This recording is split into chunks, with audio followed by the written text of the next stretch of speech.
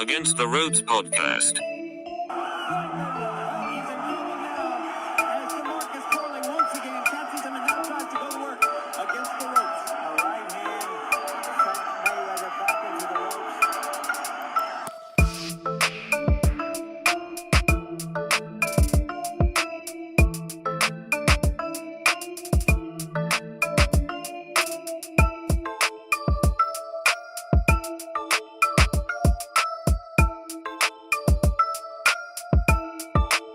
Contra las cuerdas.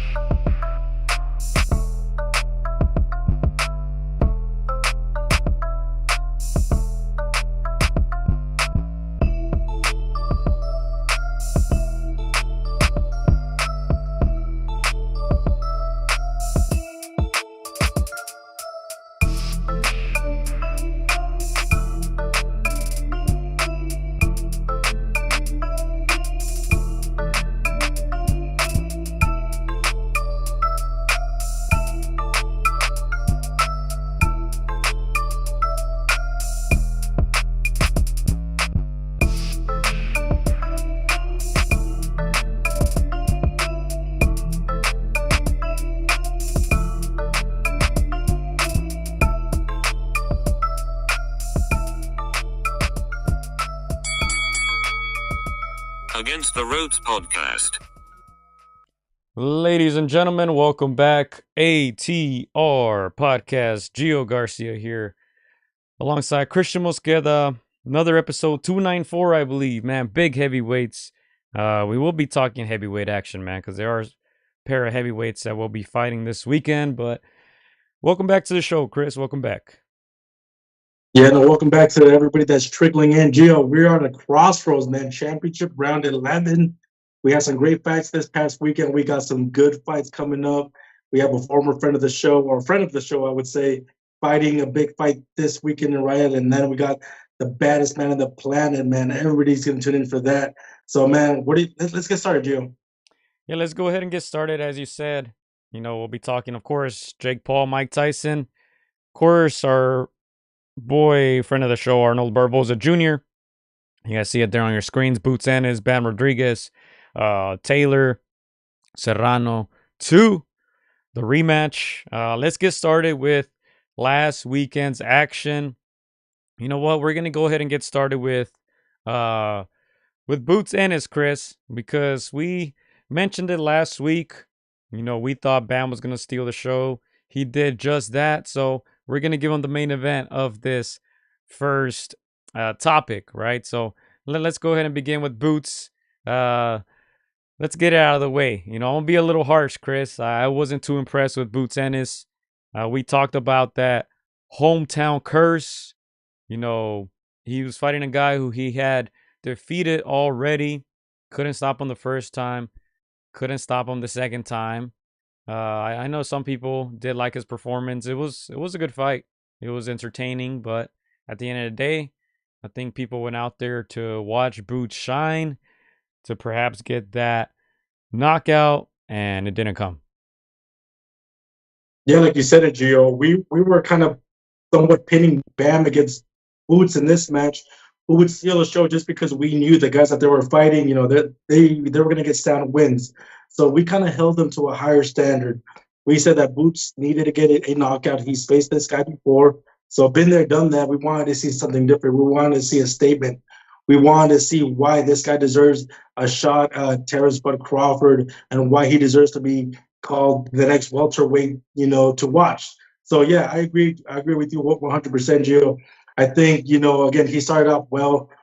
He was fighting well in the first early rounds. Tough opponent, but just did not get the job done in the sense of getting that knockout. Of course, people are going to say he got the W.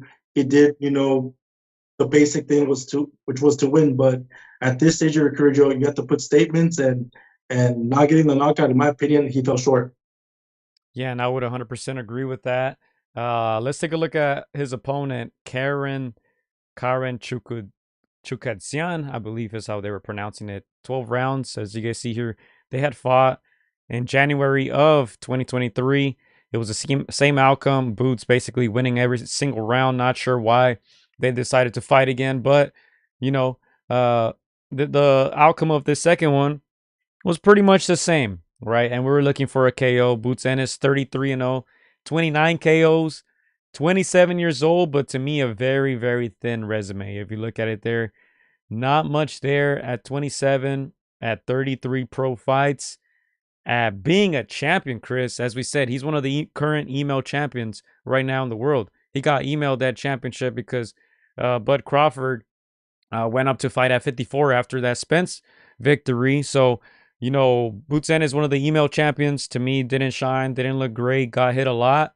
But at the end of the day, he got the W. He talked about 154 at the end of the fight. I think right now 147 is probably the weakest we've ever seen it, Chris, in our lifetime. I don't know if you'll agree with that, but I mean, to me, a guy like Ennis, in any other era in our lifetime, probably is not champion. Right now, he's probably the champion at 147 with Crawford moving up. But I'm not impressed at all. Yeah, no, again, when we think of the welterweights, Gio, when we think of the welterweights of the last 5, 7 years, there's a bunch of names, and I know that Ennis wants to be considered with those names, and he's got the talent, of course. I think he's lacking a little bit of the personality. I think he's lacking a little bit of that entertainment factor outside. I think he's lacking a lot of dance partners, but number one thing is to excite. Again, he fell short by not getting the knockout, by not getting the TKO. I think at home he was trying to force that knockout to come. I'm gonna say that there wasn't a shortage of him trying. You could tell he was trying and trying to get the knockout. He was even getting caught just because of how much he wanted it. But the great fighters, the A-level fighters, in my opinion, they let it come to them. And again, I gotta rate Boots Ennis right now as a B- fighter. You maybe solid B, but for him to climb the echelon and to be considered an A fighter, you got to knock these guys out, Gio. Yeah, and let's take a look at that list of champions. I mean, oh, Chris, this is terrible right here. Welterweight, 147 pounds, Brian Norman Jr., Jaron Ennis, Imantas Stanionis, and Mario Barrios. Oh, man, this is terrible, Chris. This is bad. I think anybody from 140, if they decided to fight at 47, I think they could win a title. As I said, I think this is the weakest the division has been in our lifetime. When you think about the names that we grew up watching, obviously De La Hoya, Trinidad, Vargas, Shane Mosley, later down the road, Mayweather, Pacquiao, even more recently with Spence, Thurman, Sean Porter, Danny Garcia. This is a terrible list. Brian Norman Jr., Jaron Ennis, Imantas Stanionis, and Mario Barrios. Those are your champions? Those are your four guys? Oh, that's terrible. And no disrespect to those guys, Gio. I know if they see us on the street, they're gonna be like, "What you say about us?" But again, it's a far cry from what you said. The glamour division, the welterweight division, usually is that division that has those names that that those kids that were at the lightweight division, they grow into that welterweight division in their prime, and that's where they make that big money fights. But yeah, like you said, it's probably one of the weakest welterweight divisions that we've seen in years. I think it's wide open for those Teofimos, for the Ryan Garcias to come in and take over. We'll see when they make that jump, that full jump to welterweight. But as for right now, Boots Ennis is supposed to be that guy. He is supposed to be the one taking over. He's the one that's supposed to take the mantle from the Errol Spence, from the Terrence Crawfords. He's just not one step away. He's just one step too short, Gio. Yeah, and I think the reason why he's already mentioning 154 is, none of those fights are lucrative. Even if you beat all those names at 147, is he really going to get credit? It's kind of like Crawford winning at 140. It's like, okay, who did he really beat? And I think none of those fights are big money fights for Boots at 147. He can easily, I think, defeat those other three names, but 154 is where the money's at. That's where Crawford is right now. Spence, Fundora, even Tim Zhu still in the mix. Virgil Ortiz Jr., who we know they've been pinning those two names together. You know, Enes and Ortiz. You know, I think all along I always thought Boots Ennis was the better boxer. Probably still is, but let me tell you this, man. If Virgil's able to land the punches that this guy Karen, I won't even butcher his last name, but if Virgil Ortiz could land those punches, I think he could stop Boots Ennis. There's no way he can continue to fight um at the highest of levels and not get hurt fighting like that. I think defense has to improve a lot. And we always look at the corners, Chris, and who was in his corner? His father. You know, I'm not the biggest of fans of those father son duos, especially when the fathers have zero experience in boxing. You know, this is not Floyd Senior or Floyd Junior. You know, it's not that. You know, I think he seriously has to consider a new corner, especially when all his dad was telling him all fight was go and stop this guy. He didn't tell him why. He didn't tell him how. He just said go out there and stop him. That's all he was saying. Those are not real instructions. You know, Yeah.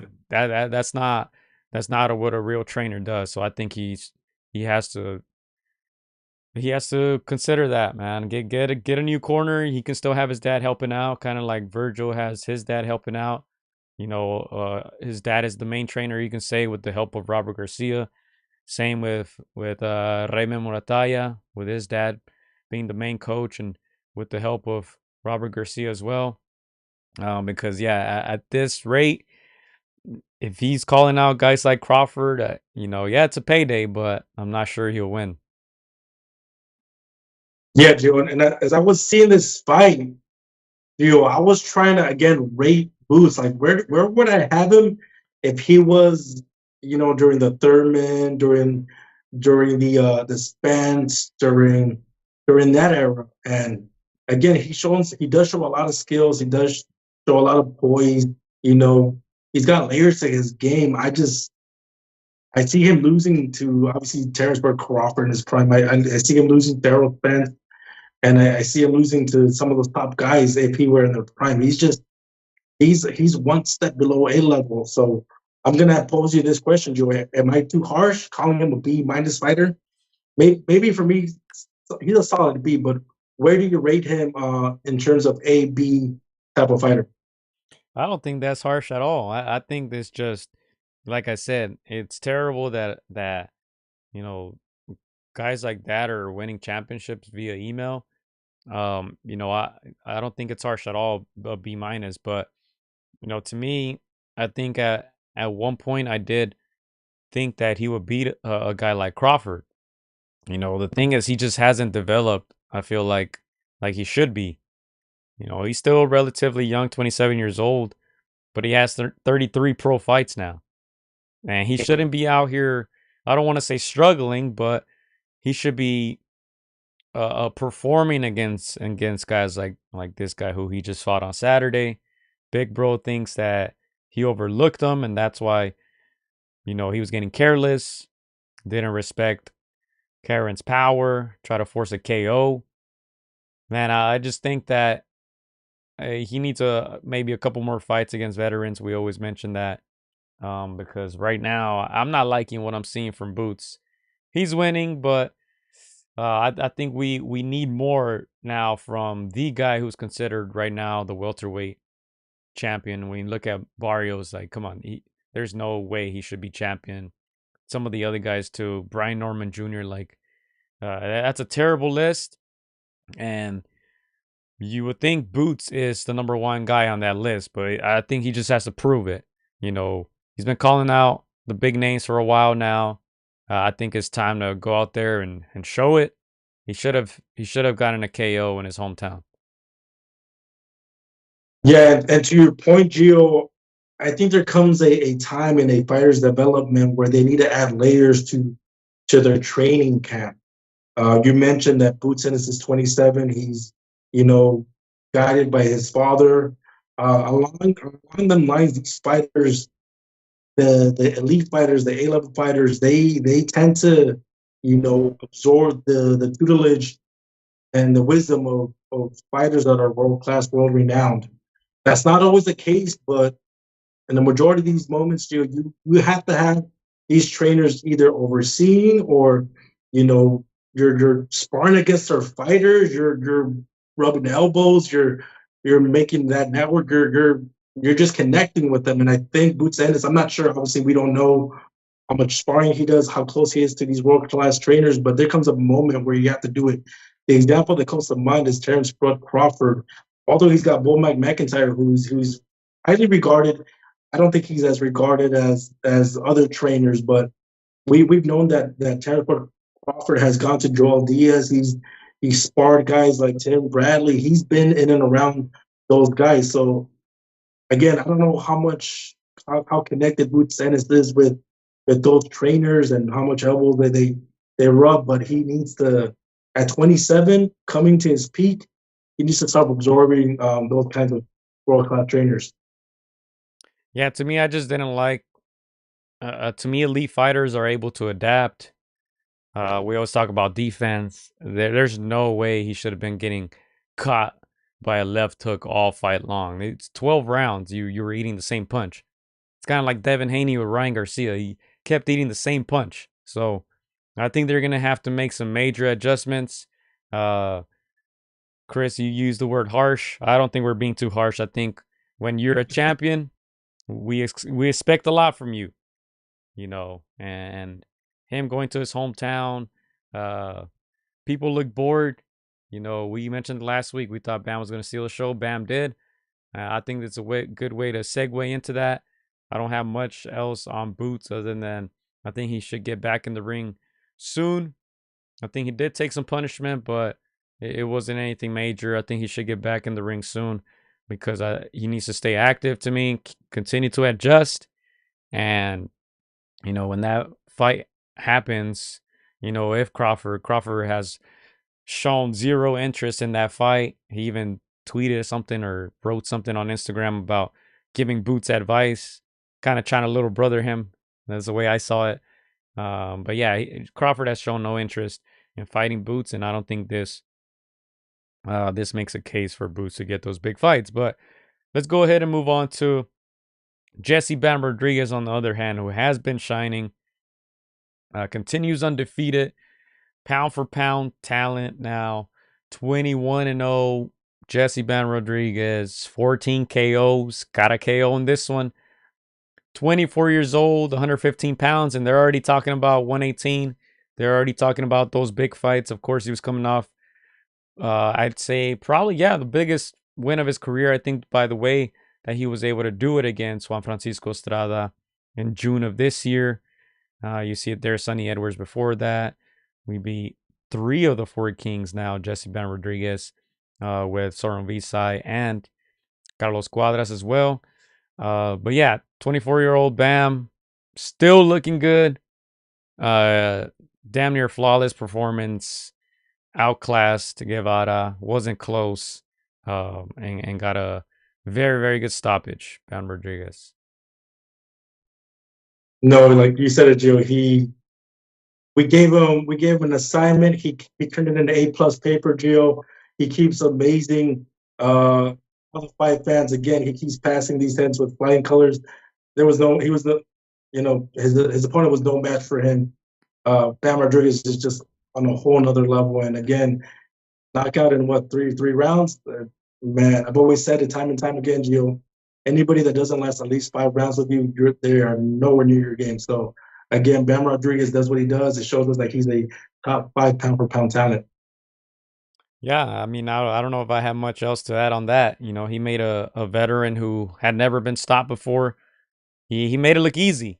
Easy work. The fighters always say it's not easy because you go through all the training camps, you put in all the work before the fight. But yeah, 3 rounds, flawless. Angles, the crazy angles by Bam, the uppercuts. He just does it all, man. He goes to the body. I think the first knockdown was a straight punch down the middle.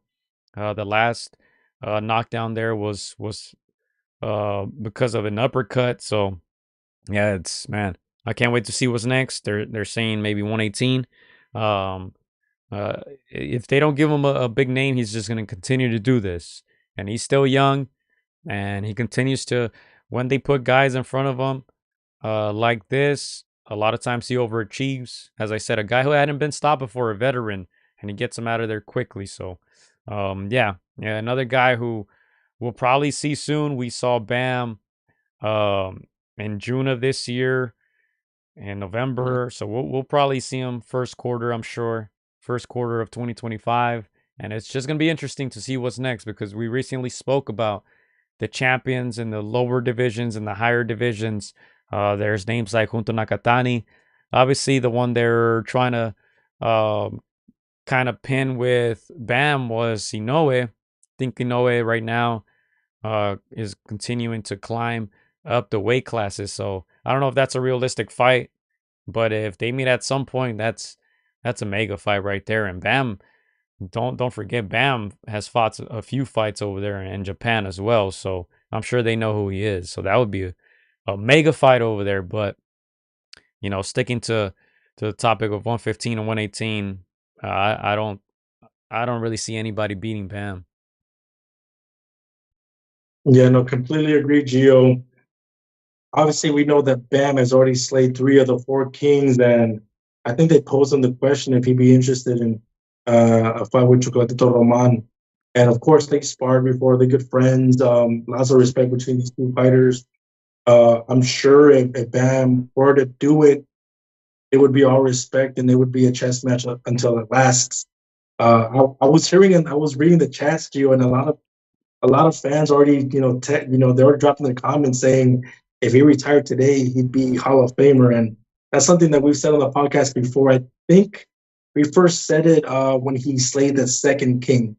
Of course, then he slayed the third one, and in between them, I don't think they've beaten 3 out of the 4 themselves. So I think it's been a year and a half since he's had a Hall of Fame resume. But do you think he slays the fourth king, Gio, or do you think there's too much respect between them? Do you think he's getting too big for that division? Do we see it? Man, obviously, as you said, Chocolatito helped Bam prepare for his fight against Estrada, and vice versa. Bam helped in that same training camp, help Chocolatito prepare for his fight in Nicaragua. I think they fought a week apart, so they did some work together in training camp. They both have spoken very highly of each other, a lot of respect. They were part of that Tekken family too, like Chocolatito said. But I think if the money's right, anything can happen. If Turkey comes out and goes crazy and says, hey, I want to see this fight, I'm sure they want to be opposed to it. I think it's a 50-50. I think if you're Chocolatito, you probably stay away, man. You probably stay away. But at the same time, it might be a legacy fight for Chocolatito too, because if he sees the way that Bam dominated Carlos Cuadras, the way Bam stopped Soren Visa, the way Bam stopped Gallo Estrada, maybe Chocolatito can say, hey man, he can't do that to me, and he might want to challenge himself. But I think it's 50-50. I think yeah, there are some rumors that it can happen. So yeah, we'll see. We'll see how much respect they really have for each other. I would have said it was. I would have said it was 50-50 before I saw that guy Estrada Gio. But after that, I'm like, no way, man. Bam Rodriguez is just, in my opinion, just too young, too fresh, too powerful, and too composed. But if someone's going to challenge him in that chess match, there's no better guy than Chocolatito. So again, I'd love to see that fight. I feel like it would be similar for moments to I already know where you're going to see. I don't like this comparison, but I feel like it'd be close to a Lomachenko Devin Haney type of chess match, but in a different way. But I would love to see that fight. I think Chocolatito would usher in a vintage performance, and I think he would push uh, Bam Rodriguez farther than Gallo Estrada. I think he's got that timing and that composure, even though he's up there in age. I feel like we would see a vintage performance from Chocolatito. So if they were to make it, they would have to make it, in my opinion, the next year and a half. And with Turkey's blessing, I think that money would be too tempting and too big to turn off. Yeah, first of all, that's not a bad comparison. I don't know if I've ever said that to you, Chris, but that's not a bad comparison. I would probably compare it more to maybe to Nonito against Inoue. The first one, how Nonito pushed him to the limit. Uh, and then second, to clarify, I didn't mean 50-50 as in the fight would be 50-50. I meant 50-50 as I think there's a 50% chance of it happening and the same percentage of it not happening. So, I would for sure favor Bam Rodriguez in that one. But yeah, let's go ahead and move on, Chris, because we do have a lot to speak on. Do you have anything else to mention in regards to Boots and or Bam? Nah, for Boots, I gave him an assignment. He turned in a B paper, man. That's all I gotta say. I know Big Bro gave me some heat on the chat right there. He's got potential to be an A fighter. I wouldn't say elite just yet, Gio. He's got potential to be an A fighter, but he's turning in B level assignments, man. No, I think I agree, and I think I may have influenced your take, so I'll take credit for being a bad influence. But yeah, let's go ahead and move on, Chris. You are actually gonna be at this fight, Mike Tyson versus Jake Paul. We have not spoken about this really at all, I would say, throughout the past few weeks. We might have mentioned it here and there, but Chris, I didn't even know this fight was on Friday. And it's on Netflix. So if you have Netflix, pardon me, if you have Netflix, you're able to watch this fight. If you have that subscription, if you're going in person like Chris, AT&T Stadium, is that Dallas? It's Arlington, around the Okay. Dallas area, yes. All right. That's all right. So, I mean, you can probably tell me more about this fight. I haven't heard much. I know the undercard is going to be really good. I'm excited for that. Katie Taylor, Mana Serrano, the rematch. Both ladies are set to make the biggest purses in women's boxing history. It's going to be a big event. Are you excited about this fight, Chris? What more can you tell us? I'll also pull up the article that has all the rules and all that, but you're going to be there in person, Chris. Yeah, no, first of all, let me just say I'm excited for this. Just alone that it's Mike Tyson, Gio. Again, we know that an animal like Mike Tyson comes once in a generation. Of course, we know that he's far removed from his prime. We know that his best moments are behind him. Uh, but again, it's Mike Tyson. It's a man. It's a guy that was just brought up in the streets. When I went to interview him in New York, Gio, I was a little surprised on how he's not acclimated to the media. These media folks that think that they can interview him and ask him these regular questions. He's he's an animal, Gio. Like again, he's not to be toyed with. He's not to be played with.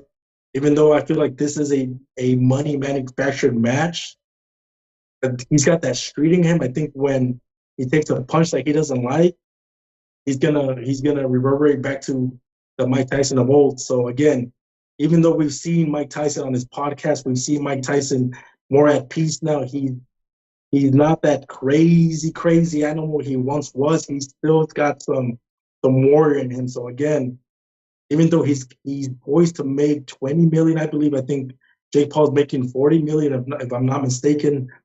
Again, he's gonna go in there a happy camper, knowing that no matter what happens, he's walking out with millions. But when that bell rings, he's not going to respect, in my opinion, Jake Paul the way he respected Roy Jones Jr. So again, he's not going to want to lose to some kid that just adopted the sport. Like he takes this, in my opinion, very seriously. It's his sport. It's the sport that got him out of poverty. So again, I see Mike Tyson wanting to end this on his terms. So I'm excited. If you're a boxing fan, if you're a fan of just the old school fight game, you're hoping that Mike Tyson turns the clock just one more time. It doesn't have to be pretty, but one punch can end it. Yeah, so the specific details on this fight, Let's see. Netflix, as I said, the show begins at 8 p.m. Eastern, 5 p.m. Pacific. Of course, it will also feature Katie Taylor and Amanda Serrano, the rematch. The Mike Tyson Jake Paul fight is an 8-rounder. It's an 8-rounder. Mario Barrios is also fighting against Abel Ramos for that welterweight title. Shushu Carrington is also on that on the prelims. But yeah, I think I'm gonna tune in, Chris. I didn't know it was a Friday, man. You know, Saturday usually you get some good fights. So I figured I'd be watching other fights instead of this one. But hey, maybe they were smart to do it on a Friday evening.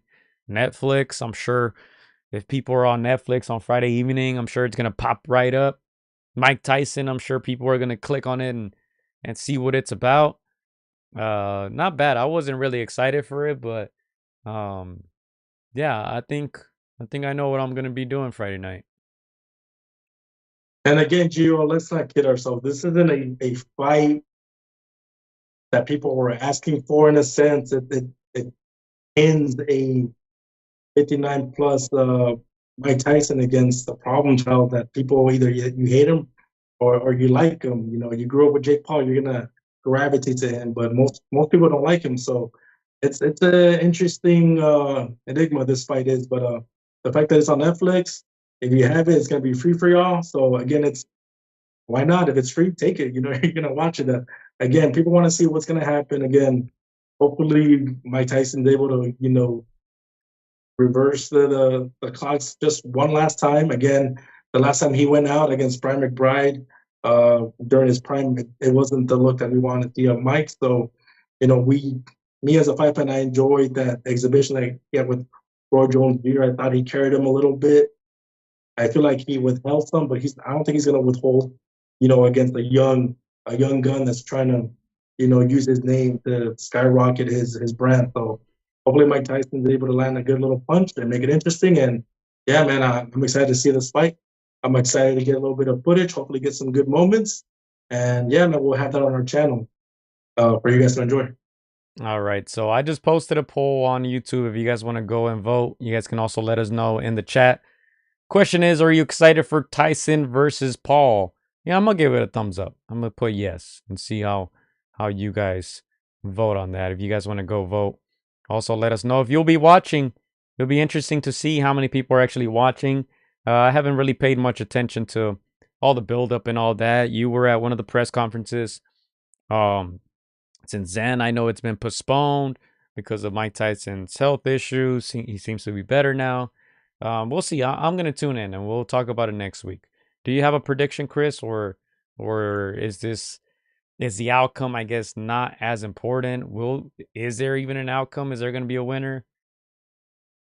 Man, I was hoping to go into this fight without picking a winner, Joe, trying to enjoy it. But if we're gonna are we adding this to our list? No, I don't think so. I think it's not a real fight, right? So I don't think we should. I think we should be real boxing purists and not Okay. add it. But let me read part of this article. I'm not sure if it's gonna count or not, but go ahead. I think they're counting it as an actual boxing match. But I'll tell you what I think might happen. I hope I'm wrong, but I want to be wrong. Again, I think Jake Paul's youth is going to be too much. I I believe because of this money that's coming in, Mike Tyson might hold back and might feel sorry for Jake, even though I don't think he should. I think he should go for the knockout, the kill, through business partnerships, through money, just go be the Mike Tyson of old. But man, again, my heart wants Mike Tyson to win. My heart wants Mike to knock him out, to teach him a lesson, to bring respect to the 80 uh, thing. But I think Jake Paul is just too young for him, too strong. But whew, I'm hoping for Mike Tyson knockout, Gio. I'm just gonna say it, but I don't think it happened. Okay, well, I feel like I share the same sentiment. And look, in this last sentence here, it says the fight will be contested over 8 2-minute rounds. with 14-ounce gloves and sanctioned as a professional bout by the Texas Department of Licensing and Regulation. So it seems like it will be regarded as a professional bout. It will be sanctioned. But I agree. I think Paul's just too young. I think he's too young. I think it's dangerous for Mike, man, as much of a beast and animal that he is. 57, 58 years old. Yeah, that's tough. If I had to pick, I'll probably say Jake Paul too. We can just add it for fun, Chris. We'll add it to our picks. I'll just say Paul. Decision, 2-minute rounds. I think Mike can do 16 minutes.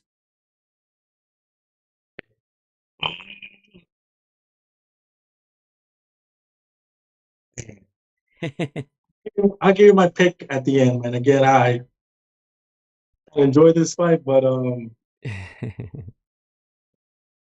want to see it.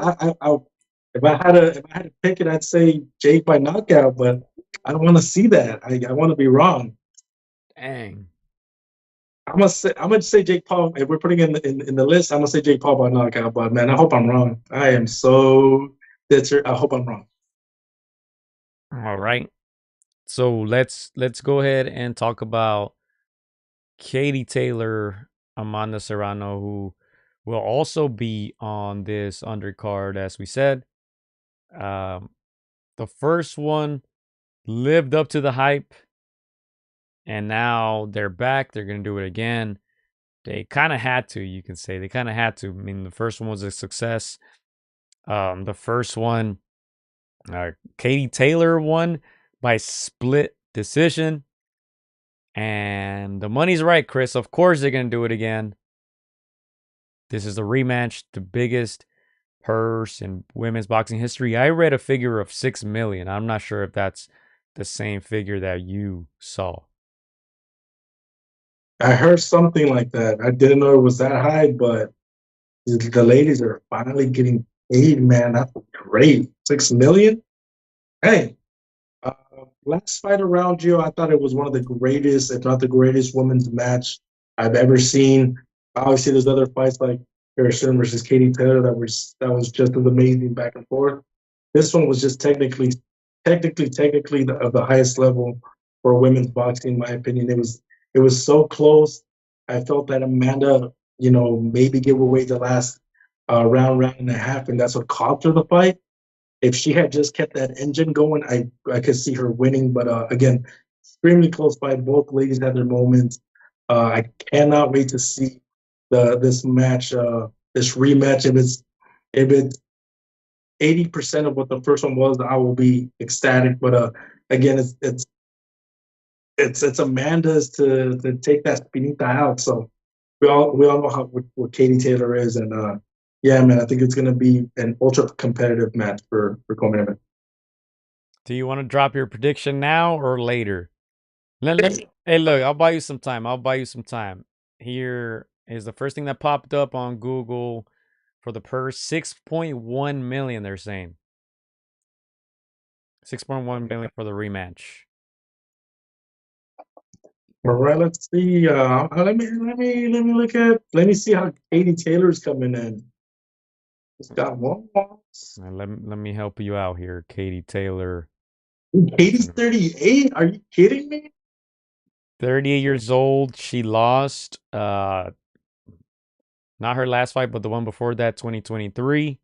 Majority decision. That was her lone loss of her career. 23-1, 6 KOs for Katie Taylor.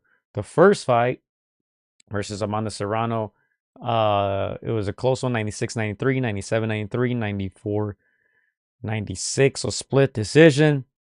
I know a lot of people thought Serrano won that one. All right, you know what? Let me go first so you don't say I copy VGO. All right.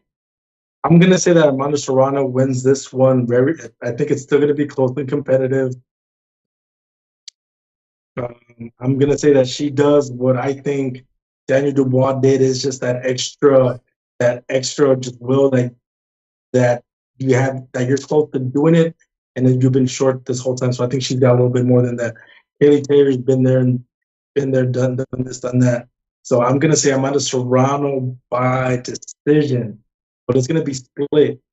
I feel like one judge might give it to Taylor, and it's gonna be that split decision. But I say Amanda Serrano. Serrano, 36 years old, 47-2, one draw, 31 KOs. She's been very active since that loss to Katie Taylor. Who's her other loss? I'm trying to find it here. Oh, it was a while. 2012 versus Frida Wahlberg. You know what? Yeah, I agree. I think Serrano should be favored in this one. And I think she'll learn from that first loss. I have her too by decision. I have Serrano by decision. In the first fight, I was rooting for Taylor. This one, I'll be rooting for Amanda Serrano. So I think we agree on that one. Yeah, to me, it's like that first fight with Maidana where they just let they took the foot off their gas pedal in that last round and a half, and it cost them the match. So I think she learned from that. I think she's not going to let that happen again.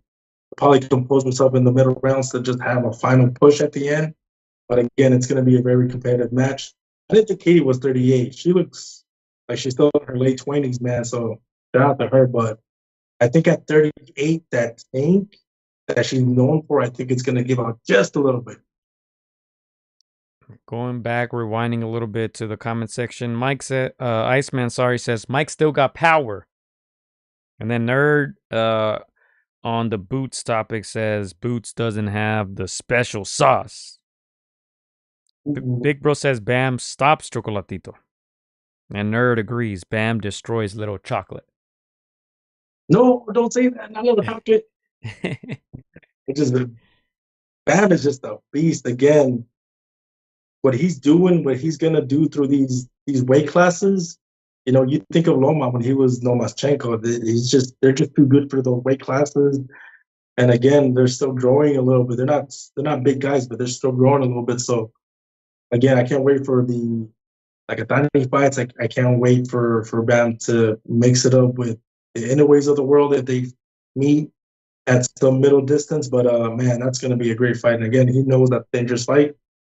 So yeah, these elites, these greats, they want those challenges. All right, Chris. Let's go ahead and move on to our next and last topic. This is gonna be a good one, man. Riyadh season. Riyadh, Saudi Arabia. Shout out to Big Turk, who just bought Ring Magazine as well. He updated the people. He said they will be releasing physical copies. And he said one of the goals in buying Ring Magazine was to kind of bring it back, man. Bring back the actual magazine and then bring back the prestige. He said he wants the Ring belt to be the most prestigious, which I think is great. I think is great because we talk about so many champions in these divisions, and the Ring typically makes very good choices when handing out that belt. That belt is usually for the guy who's considered the champion. So I think it's good news. Another good contribution by Turkey Al Sheikh. No, again, Gio, the fact that he bought it says how invested he is in the sport. Again, we've said it time and time again. Turkey's probably the best thing that's happened to boxing in a very long time. The fact that he's a fight fan, the fact that he's not cutting any corners, he's investing a lot of his money just to bring boxing to the forefront is, we gotta say we're lucky. We are going through a golden era of boxing, and when you bring all these promoters to work together, when you get these fights that normally would not have gone made, when they finally do get made, nobody's as interested anymore. You got to commend somebody like that. So again, I'm taking, I'm making the choice, to purchase, some of his cards where at other times I wouldn't have done it, but we got to support this man. Again, he's pumping a lot of money back to the sport, and the fan is the ultimate winner. So shout out to Turkey in buying the Ring magazine. I've said it, in the past. It's usually the most integrity-filled magazine in the world of boxing. A world of boxing that's usually corrupt. So again, I can't wait to see what he does with this ring magazine, and man, I can't wait to see that on the shelf once again. All right, and we have talking about Turkey Al Ashik Riyadh season. William Cepeda El Camarón versus Tevin Farmer. Camarón 31-0, 27 KOs. 28 years old in his prime versus Tevin Farmer 33-6. 8 KOs only, 34 years old. He's coming off that loss against Raymond Murataya in July of this year. El Camarón coming off the win against Giovanni Cabrera. Stopped Maxi Hughes before that. Stopped Mercito Gesta. Probably the more notable one was the win against Jojo Diaz by unanimous. I think this is a good test for Cepeda. I think it's a fight that he should be able to defeat Tevin Farmer. Will he stop him, though? Tevin has been stopped twice. Raymond couldn't do it. I'm going to go straight up and say that Cepeda will get it done by KO. Yeah, no, like you said, Joe, this is a bit of a crossroads match for Tevin Farmer. Tevin Farmer, obviously, one-time title holder. I think he's got the poor man's sweet pea style. Obviously, you think of Cepeda, he's got the poor man's Chavez, so it's going to be somewhat of a clash of styles. So you got to favor the Mexican in this one. He's got obviously the youth, the momentum, the power. He's got a tricky opponent in front of him, but I think he's going to be able to smother him and break him down. We'll see how Tevin does, but he has been tricky, like you mentioned, to fighters before. We'll see if he can turn back the clock, but I don't see it happening. I see a guy like Cepeda just breaking him down and getting him out there. Worst case scenario, he gets a decision, but I think he does it in a dominant fashion. So you're going with KO as well, Chris?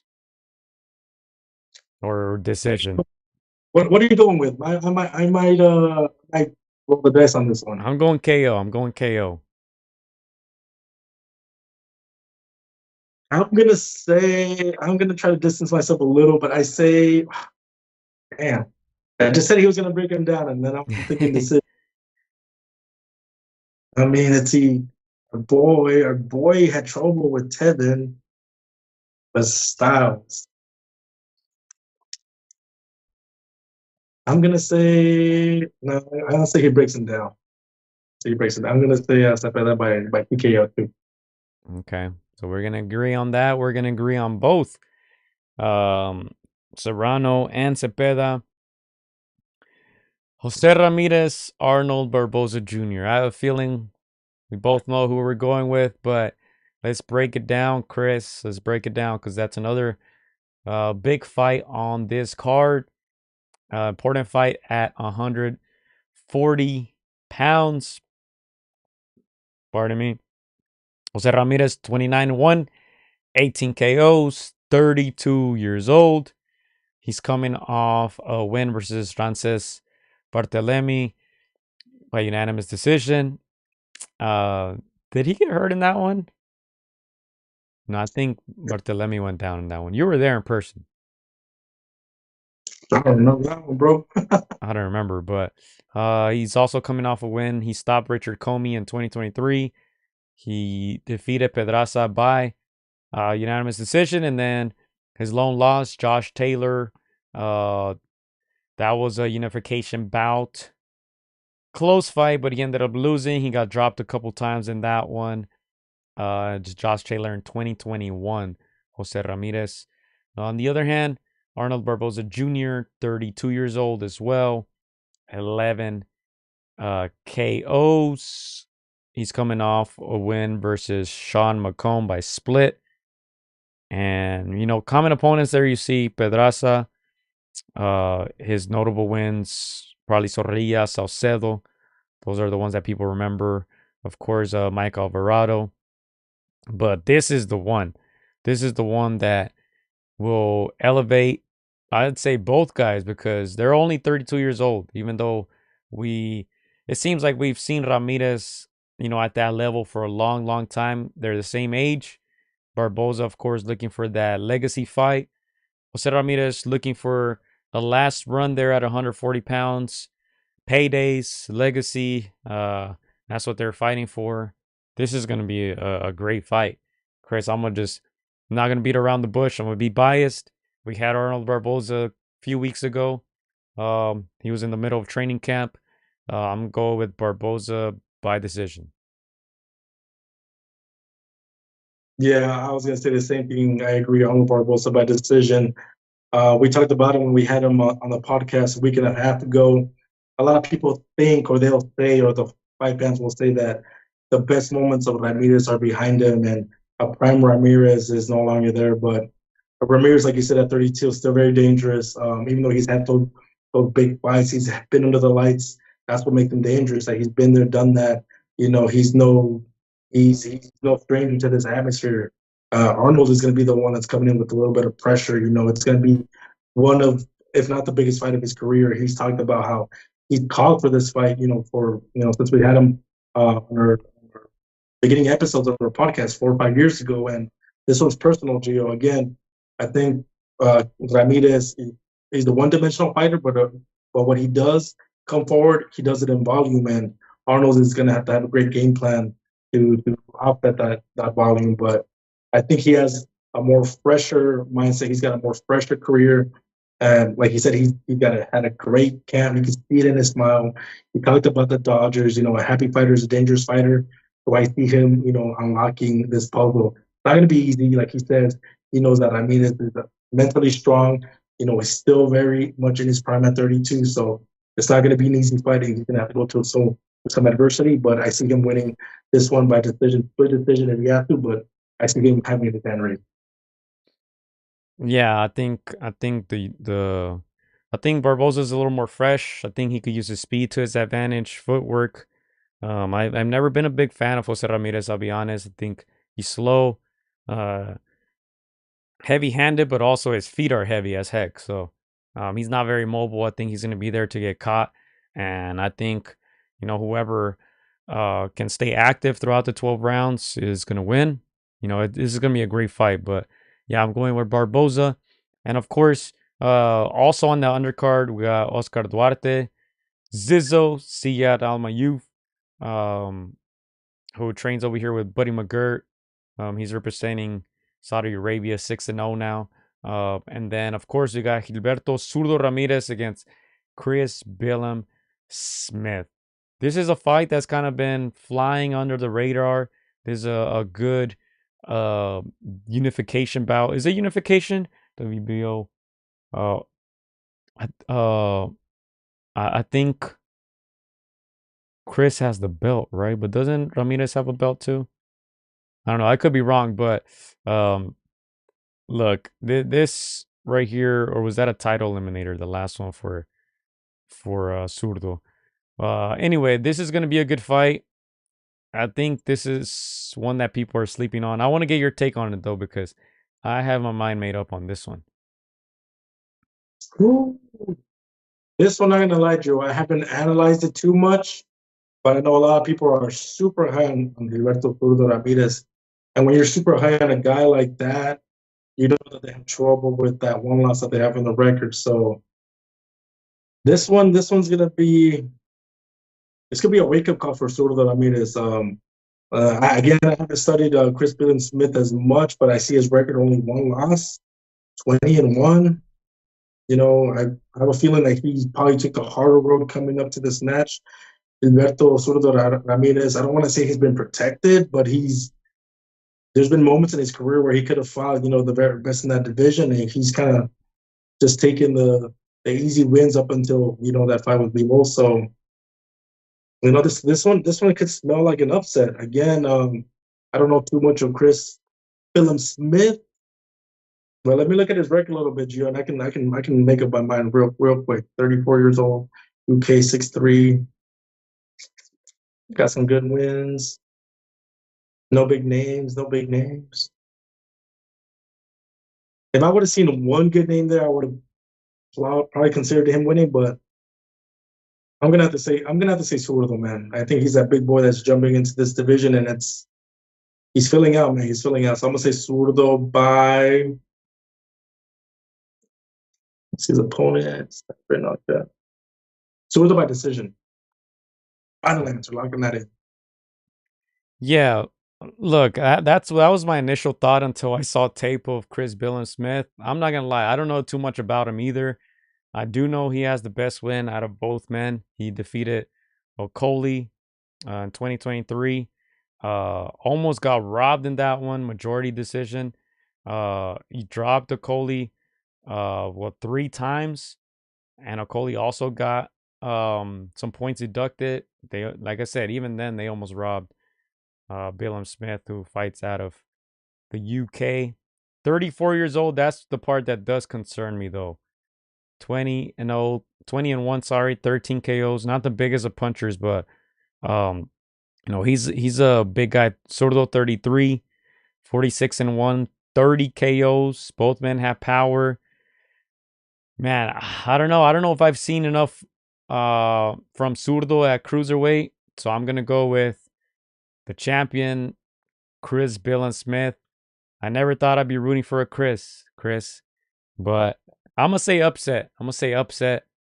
Not awfully confident in that pick, but I don't know, man. I don't know if I like heavy Zurdo. I don't know if I like that, so I think he's gonna struggle in this one. I could be wrong, but we'll see. I hope Zurdo wins. I do think he could get that showdown still against Canelo if he can hold on to a title at cruiserweight. And I think that would be great for Mexico. I think that would be another legacy fight for Canelo. So I'm rooting for him. I hope he wins, but I'm going to go with Billam Smith, man. Yeah, I see it as possible. If I see some tape and I see this guy bouncing on his feet, bouncing on the balls of his feet, I'm gonna be mad at myself. But yeah, again, I want to say that Zurdo, figured out his weight, figured out what he did wrong. Again, if Billam Smith follows a similar game plan the way Bebo had, you don't have to be full out Bebo, but you just gotta box the majority of the rounds, not get caught with anything big.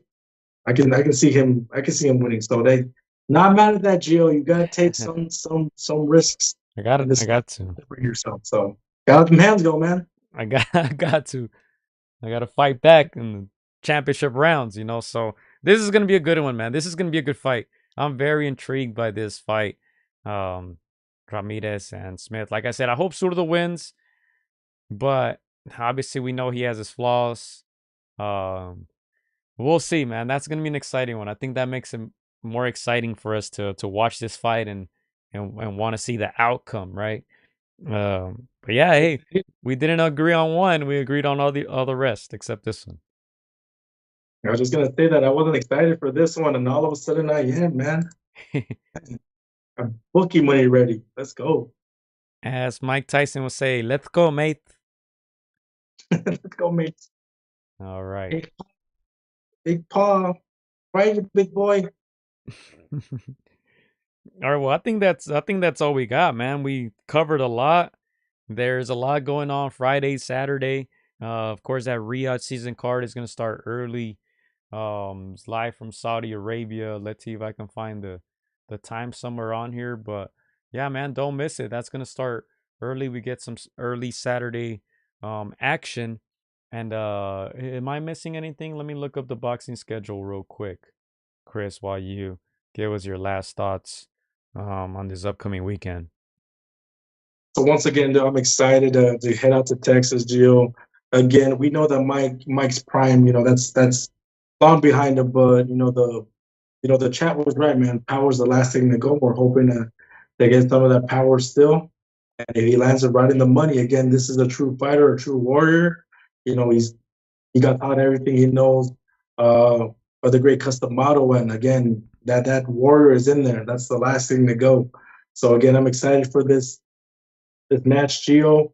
And I'm gonna put out I'm gonna give a giveaway, Gio. We actually had 2 extra tickets to this fight, to this Mike Tyson and Paul fight. So anybody that is in Texas, anybody that's like hearing us right now, send me a message to cmosqueda1103 on my Instagram. If I still have those tickets available, again, don't give up. Don't despair. Sometimes people don't claim these tickets. Message me, and if you're in Texas, that day you got 2 tickets, man. Again, just being in that building is gonna be awesome. You're gonna be surrounded by a bunch of fight fans. Again, 2 ticket giveaway. Texas, Mike Tyson this Friday. Message me at cmosqueda1103, and we'll get you in the building. Let's go. Damn, I was unaware. I may have to DM you too. Tell them your Instagram again, because that shit sounds like a password. Say it nice and slow. cmosqueda1103. On IG, send me a message if you're in and around Texas. Gio's gonna make a new account right now. He's gonna message me. He's gonna book his flight. He's gonna try to steal your guys 2 free tickets, but there it is, boys. 2 tickets, man, to the fight. ATR only. Let's go. Oh man, let's go. Hit him up. Hit him up. Like Tupac, hit him up. Hey, before we get out of here, let's look at the polls, Chris. Let me refresh this right here. I just posted this one. Only 4 votes so far.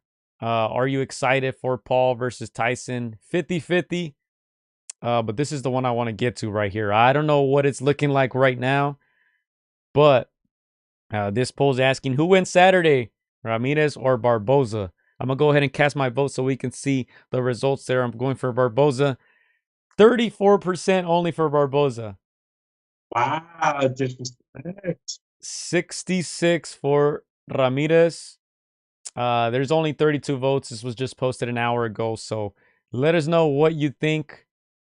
Let's see a comment here.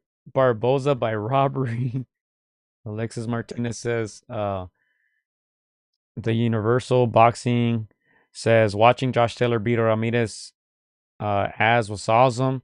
Robert Garcia's trainer made himself look like a novice, huh? Arnold Barboza gonna hammer that this guy. Well, we know who he's rooting for, but yeah, I mean we're rooting for Barboza, obviously biased take, but I think he should be favored in this fight. Y'all go check the odds. I think that would be a good bet if Barboza is the underdog. But man, yeah, the action's gonna heat up. Friday is gonna start it off, and then you can say the main course, the main event of the weekend, to me at least, is gonna be that Riyadh season card. But yeah, it's gonna be exciting, man. I can't wait. We got I think 4 picks. 4 picks going down this Saturday. Kate Taylor, Serrano, Cepeda Farmer, Barboza, Ramirez, Ramirez against Billam Smith. Oh, and we also got Tyson versus Paul that we added, right? We're going Jake Paul decision, or are you saying knockout? I forget. The Jake Paul knockout, but Okay. I'm just going with my mind. I want to be wrong. I want to be wrong, but I might be right. I'm hoping Mike Tyson knocks him out. That's what my heart says.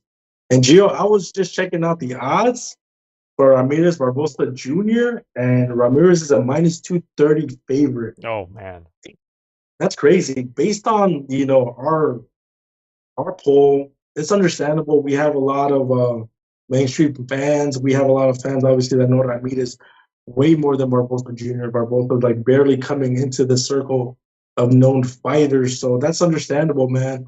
And like you said, we might have a biased pick, but we kind of know what we're talking about. So I may just drop some money, Gio. These again, there's a lot of nuances that people may not know. Of course, Barbosa Jr. has been wanting Ramirez for 4 or 5 years.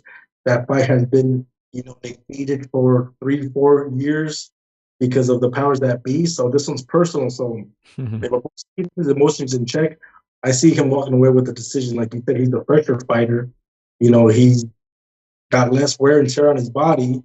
They're both similar in age, but Barbosa definitely has, less miles on the career path. So I don't know, Joe. I might just drop a 40, make some money. bang! Iceman is saying his brother's out there in Texas. Where he's asking, where's the fight? Is it Arlington or where is it? Near Dallas. I don't know how far. What did he say? Cyprus? Yeah. I'm I don't know how far that is, but man, he's gotta message me on the gram. Maybe he's thinking. Yeah, Arlington, Texas. So if he's around the area, man, hit him up. Get some tickets. Do they get to sit next to you though? No, they get a different area, but hey, you're in the building, man. You're in there watching Iron Mike, man. You can say that. You can say you were in there with Mike Tyson. Let's go, guy. All right. Well, I think that's all we got, man. I hope we didn't miss anything. But, of course, as always, thank you guys who tune in live, keeping that chat lit. Shout out to all you guys who will be watching the replay. I understand it's kind of late in other parts of the world, the East Coast. My brother would go, says Iceman. All right, man, hit him up. You all heard the IG. If you didn't hear it, rewind. But yeah, we'll be back next Tuesday. We'll break it all down, man. There's plenty of action Friday, Saturday, so should be very, very exciting. And then we'll have an update and see how our picks are going after this week of 5-6 picks, man. Hopefully there's some movement there. We got a couple ones where we might have disagreed, but for the most part we're on the same page. And yeah, man, that's that. Polls are up there if you guys still want to vote. And for the new people listening, watching, make sure to go follow us at againstdaropes, against the ropes, Instagram, Facebook, Twitter, X, Threads, MySpace, all that stuff, man. Just go find us. Chris, he says, drop it in the chat. Drop your @ in the chat before you go. I gotta sign in, and I think it's only one at a time. But what is it? I'll write it down. It's C Mosqueda 1103 on Instagram. Just look for the good-looking guy, man. He has a picture of Jake Paul and it as his profile. All right. Well, there you have it. Chris, anything else before we get out of here? No, just again, thank you guys for dropping your comments. Again, you guys keep this moving. Again, we're shooting for 10K, maybe in the next 4 or 5 months. And again, we're gonna get this. We're gonna get some videos, man. We'll get some interviews out there, and yeah, man, to be on the lookout for those. But again, championship round 11. Thank you guys for sticking with us throughout this calendar year, man. We are so happy, and we're moving forward, man. Let's go. Let's go, mates. We'll be back soon. I know. Let's go, Iron Mike. Let's go, mate. Let's go, Turkey. Go. Big Turk. Hola amigos, soy Juan Francisco Gallo Estrada. Quiero mandar un saludo para mis amigos de Contra las Cuerdas. Échenle muchas ganas, un abrazo, muchas bendiciones. Shout out to Against the Ropes. You know what mine is? Let's box, bitches. It's almost fight night. Shout out to Against the Ropes. Thank you for the support. Keep doing your thing. You're doing a great job. So thank you and best wishes. Against the Ropes.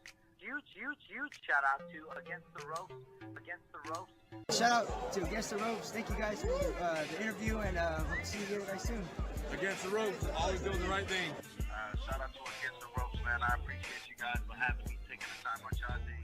Against the Ropes, #1. Freddie Roach. Thank you very much.